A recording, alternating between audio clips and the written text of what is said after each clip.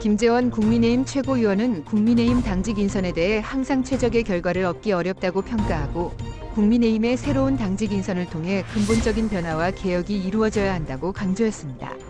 이정현 전 새누리당 대표는 보궐선거의 결과와 국민의힘의 패배 원인에 대해 다양한 견해가 있을 수 있다고 말하며 국민의힘이 크게 변화하지 않으면 당직 개편은 단순한 제자리 걸음에 불과하다고 지적했습니다. 또한 민심의 분노를 가라앉히기 위해서는 근본적인 변화와 개혁이 이루어져야 한다고 강조했습니다. 서울시 국정감사에서는 12.19 이태원 참사와 외국인 가사 도우미 제도, 기후동행카드 등 현안 관련 질의가 주로 이루어졌다. 오세훈 서울시장은 이태원 참사에 대해 유족과 합의를 봐서 원하는 방식으로 추모 공간을 만들기로 했다며 유가족과 꾸준한 접촉을 하고 있다고 설명했다. 또한 외국인 가사 도우미 제도에 대해서는 적정 임금 문제와 인권 문제 등이 제기되었고 오 시장은 현재 월 200만 원의 이용료가 현실적으로 어려워서 낮춰야 한다는 의견을 밝혔다. 상경진료 71만 명이 환자방을 이용하며 월 150만 원의 진료비를 지불하고 있다는 조사 결과가 나왔다. 한국은 인구당 의사 수가 OECD 평균에 비해 현저히 낮아 의료 서비스에 대한 부담이 커지고 있는 상황이다. 또한 MZ세대 조폭의 수가 증가하고 있는데 이들은 기업 인수합병이나 금융투자업, 사이버 도박 등으로 활동 범위를 넓혀가고 있다는 분석이다. 이에 대한 대책 마련이 시급하다. 국민의힘이 수도권 의원들을 주요 당직에 앉히는 쇄신안을 발표했습니다. 이번 쇄신으로 임명된 당직자들의 평균 연령은 크게 낮아지며 친윤색채가 옅은 인물들이 지도부에 앉히는 모습이 나타났습니다. 그러나 김 대표의 선거 패배에 따른 책임 회피를 위한 꼬리 자르기라는 지적도 나오고 있습니다. 의대 정원 확대에 대한 논란이 이어지고 있다. 의료 수요 증가와 의사 부족 문제를 해결하기 위해 의사수 증원과 의료 인력 배분이 필요하다는 의견이 있다.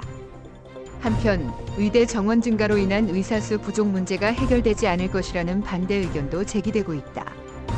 의사수 증가와 의료 비용 증가의 상관관계, 의료 인력 교육과 배분 등 다각도로 논의되어야 할 문제로 보인다. 국민의힘 이준석 전 대표가 어제 국회 기자회견에서 강서구청장 보궐선거 패배와 관련해 여당과 대통령에 대한 비판을 했습니다. 이 전 대표는 선거 패배에도 대통령에 대한 여당 내 비판이 없는 것을 지적하며 동시에 대통령이 직접 오류를 인정하고 당의 목소리에 귀 기울여 달라고 요구했습니다. 그는 해병대 채상병 사건과 홍범도 장군 흉상 이전, 의대 정원 확대와 교사 사망 사건 등을 언급하며 정부와 여당의 입장 변화를 요구했습니다.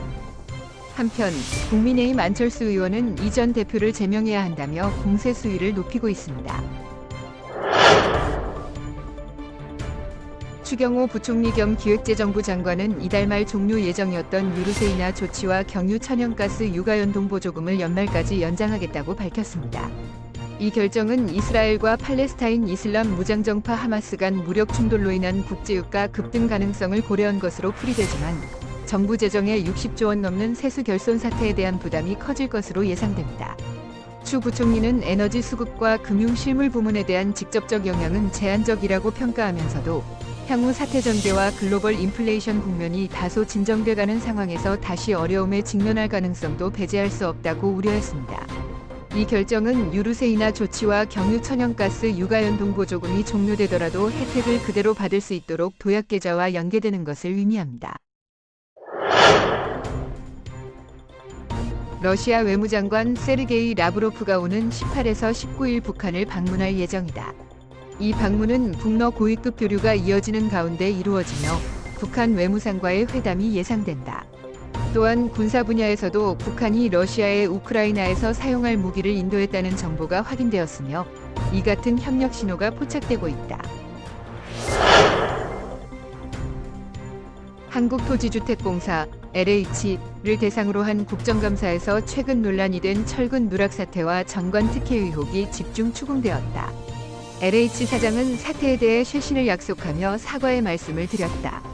국토위원회에서는 LH가 지하주차장 붕괴 사고 발생 당시 설계도 변경에 필요한 절차를 거치지 않았다는 의혹이 제기되었다.